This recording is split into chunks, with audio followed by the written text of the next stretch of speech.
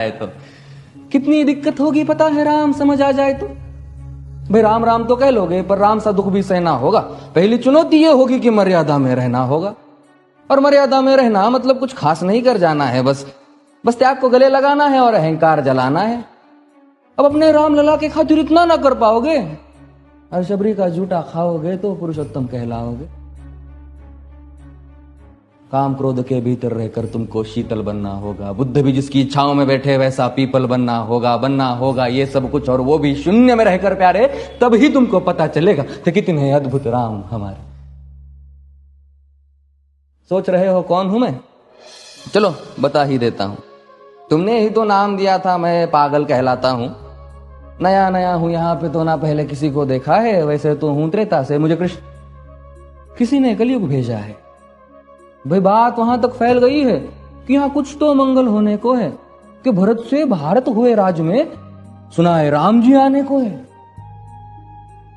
बड़े भाग्यशाली हो तुम सब। वहां पे सब यही कहते हैं कि हम तो राम राज्य में रहते थे पर इन सब में राम रहते हैं। यानी तुम सब में राम का अंश छुपा है, मतलब वो तुम में आते हैं रहने। सच है या फिर गलत खबर? अगर सच्ची है तो क्या कहने, तो सबको राम पता ही होगा। घर के बड़ों ने बताया होगा।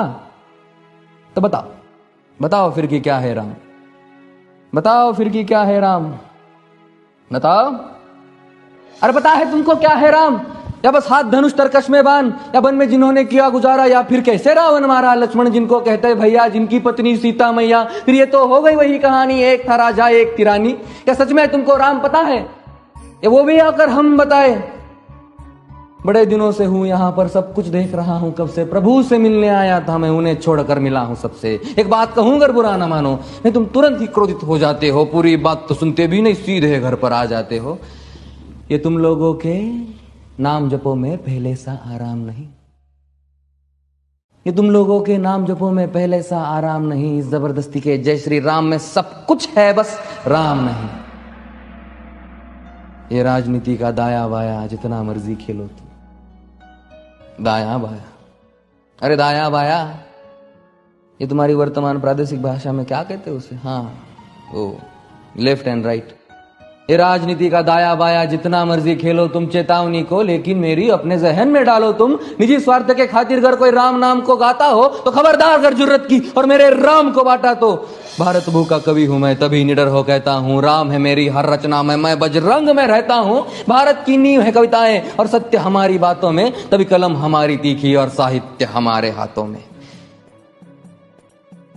तो सोच समझ कर राम कहो तुम। ये बस आतिश का नारा नहीं, जब तक राम हृदय में नहीं तुमने राम पुकारा नहीं। राम कृष्ण की प्रतिभा पर पहले भी खड़े सवाल हुए। ये लंका और ये कुरुक्षेत्र यूं ही नहीं थे लाल हुए।